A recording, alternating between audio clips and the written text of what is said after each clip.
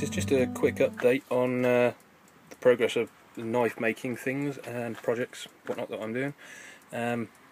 These are hawthorn, which I cut from a fallen tree that hadn't quite died, or hadn't started dying yet.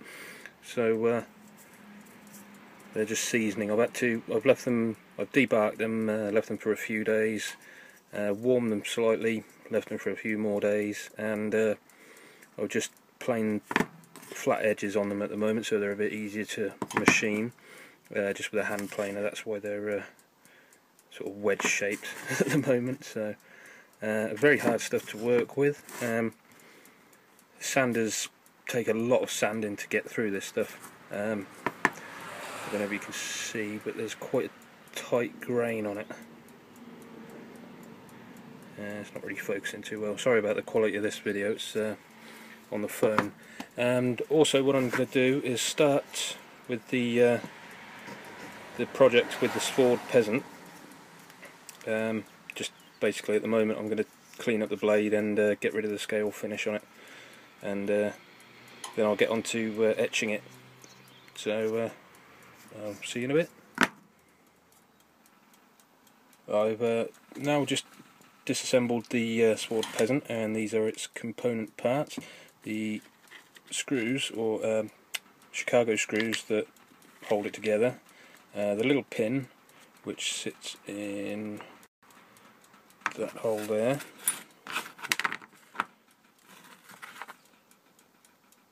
yeah, that back hole, that one and that one, which is to stop when the blade's in there. It sits just there on the back edge of the tang, the extended tang, so it doesn't carry on folding round. And also when the blade's closed,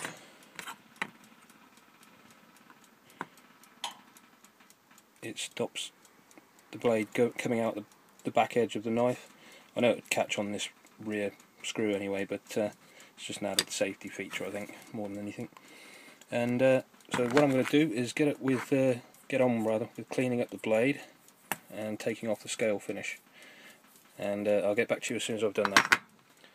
Oh, and if you're wondering what's in the oven, there's some, I can't really see with the light reflecting, but there's some knife blanks in there, nice blades, and I'm just tempering those, so that's what that's there for. Got to wait for an hour for that to be done, so oh, and the coffee, can't forget the coffee. I'll get back to you in a moment. Okay, so that's the scale finish taken off of the side there, and the spine. I've got to use a Dremel with a smaller sanding edge to get inside the tight curves, obviously. And other side isn't quite as nice looking because their grind cut into too high up here. So, but I've got to try and polish this grind out with a narrow belt sander, so I might be able to rectify that slightly and get both sides nearer. But yeah, getting there slowly. So I'll join you once I've tidied this up and tidied the bevel up. And that's the grind. I went for a full convex grind, front to back. Still a bit rough in places there, but I need to polish that out. As you can see, the sort of scratch marks go the opposite way to the back end, so I've got to polish that. But it's looking a bit more even. A bit more muck on the end there. But it's looking quite a lot more even now, as it should. So I've got to work on it with varying grits of paper to try and smooth it up. I mean, that's only a 120 grit belt, that one there. So what I've got is some 400 grit, 1200 grit, 2000 grit and 2500 grit wet and dry paper, which I shall work progressively through it and try and get it all nice and smoothed off. So it's going to have etching on the blade anyway, tiger stripe etchings, so don't really need to have it mirror polished just yet. So I shall get working away on those. Okay, I'll join you once I've done that. Okay, just a a quick helpful tip. Some of you might know already, but wet and dry paper works better if you soak it for 10 minutes in warm soapy water before you start using it. As you can see, I've got 4 different sheets in there. Mini sheets are only 4.5 inches by 5.5, which is quarter of a full size sheet. I've got 280 grit, then after that I've got 400 grit, and then after that is 1200 grit, and then after that is 2500 grit. So that's the stages I'm going to be working away on. Put a bit of foam down just to make it softer so it follows the shape of the blade a bit as I'm sanding it, because I shall be resting the sandpaper on that and moving the blade over the top of it, like forward and backwards and side to side. Eventually it shouldn't matter too much which direction you go in when you get down to the really fine grits, because there shouldn't be any real scratches on it. Anything like that will get polished out when it goes over to the polishing wheel, when I unbury it from all the clutter on the bench grinder there.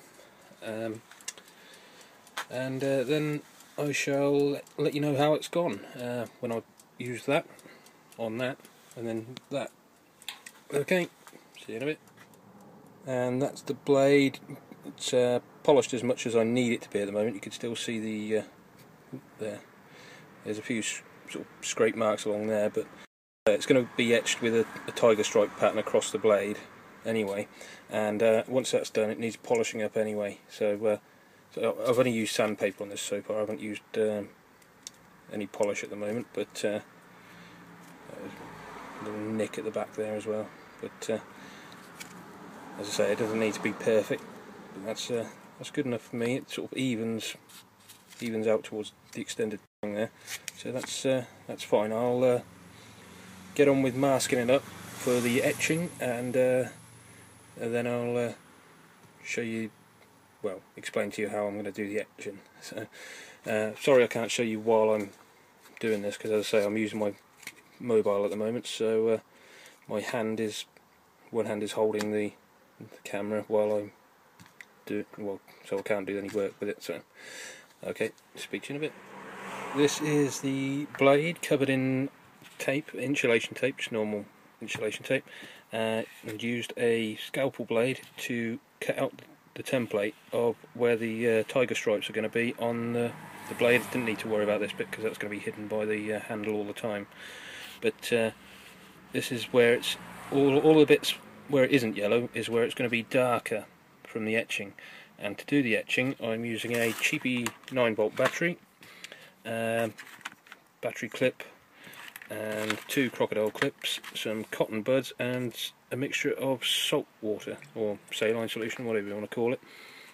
And how it works is you attach the positive side of the battery to the metalwork that you're going to be etching, and the negative side to the very edge of the cotton, not the tip, but the next edge before the plastic part.